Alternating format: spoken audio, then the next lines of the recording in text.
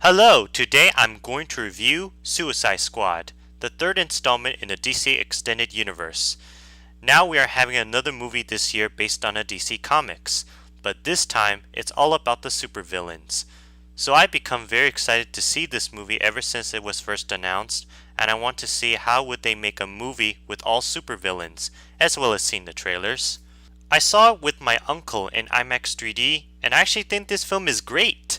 I don't care what the people on Rotten Tomatoes say, I really do think this is a great fun DC movie with supervillains.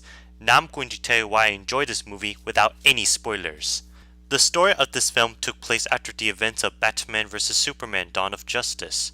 It starts off where all the villains like Harley Quinn, Deadshot, Captain Boomerang, El Diablo, Killer Croc, and Slipknot are locked up in the Arkham Asylum, but when an evil threat is coming to take over the world, a secret government agency led by Amanda Weller had decided to recruit those imprisoned villains to stop this evil threat. So both the villains and the military armies must join forces to go on this dangerous mission.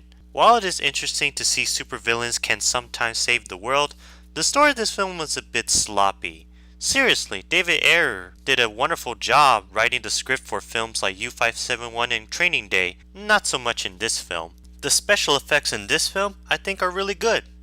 I can definitely tell that some of the buildings, the helicopter, the explosion, the creatures created by Enchantress, as well as Enchantress herself, are all in CGI.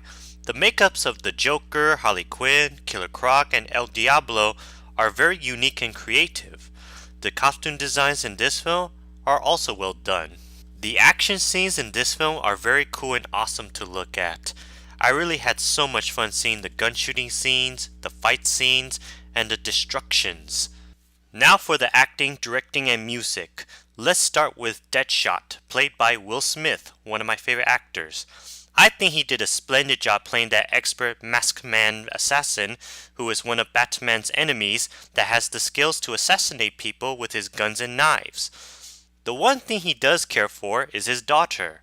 Much like Liam Neeson in Batman Begins, this is the first time Will Smith has ever played the bad guy. Interestingly, Will Smith has played a superhero before, which is of course his Hancock. Now Will Smith becomes one of those actors who can play both a hero and a villain. Harley Quinn, played by Margaret Robbie, who is best known for movies like The Wolf of Wall Street and just recently The Legend of Tarzan, did an incredible job playing that female Joker. Harley Quinn, of course, is Joker's girlfriend, who used to be a psychiatrist until the Joker makes her crazy. She too is one of Batman's enemies. Her origin story was pretty much similar to the one in Batman the Animated Series. I must say, they picked the perfect actress to play that character. Then there's Amanda Weller, played by Viola Davis. She did a pretty good job playing that lady who recruits all those supervillains to go on a mission. She is so tough and the kind of lady you do not want to mess with. Colonel Red Flag, played by Joel Kinnaman, I think did an okay job playing that soldier who leads the squads on the mission and commands his team to do what they have to do. As for Captain Boomerang, played by Jai Courtney, I think did a cool and funny job playing that Australian villain who is a thief and one of Flash's enemies that uses his boomerang as his weapon. Well, it's about time that Jai Courtney has a good performance. Well, I think he did an okay job in Unbroken. He has been in terrible and forgettable movies throughout his career. For others like El Diablo, played by Jay Hernandez, Killer Croc, played by that African guy who has been in movies like Ace Ventura 2 When Nature Calls, Congo, The Mummy Returns, and The Bourne Identity, Enchantress, played by Carla Delevingne, Katana, played by Karen Fukuhara, and J.Q. Edward, played by Scott Eastwood, all did a great job. El Diablo is a guy who controls fires, plus we get to know his backstory. Killer Croc is a mutant crocodile creature that lives in the sewer and is also one of Batman's enemies. Enchantress is a girl that was an archaeologist who is being possessed by the ancient evil force that transforms her into a powerful witch. Katana is a superhero who serves as a bodyguard for Colonel Red Flag and is good at fighting someone with her sword. I wish I could see more of her. Slipknot, played by Adam Beach, I think was completely wasted in this film.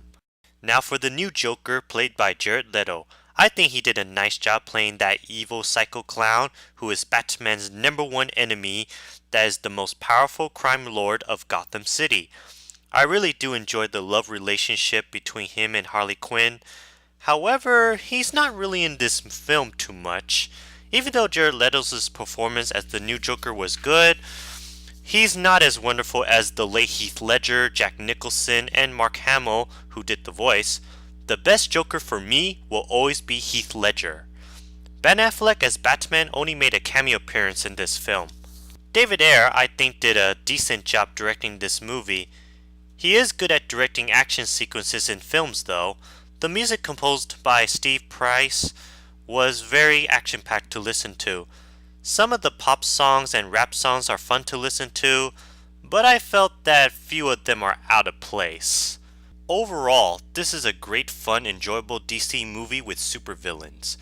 While the story was meh and I wish they showed more of the Joker and Katana, it's still an entertaining film to watch with cool action scenes, awesome special effects, and most of the performance of the cast in this film are great. I enjoyed this movie the same way I enjoyed Batman vs Superman Dawn of Justice. If you're a fan of DC, go give it a watch. Also, do yourself a favor, don't listen to the people on Rotten Tomatoes, just make your own judgment. Oh well, I hope Wonder Woman and Justice League, which both will be released next year, as well as the future superhero films in the DC Extended Universe, will have a better reception. Anyway, be sure to check out the mid-credit scene. I will not tell you what happened, but it is setting up for the next DC movie. So I give this movie 4 out of 5 nuclear bombs.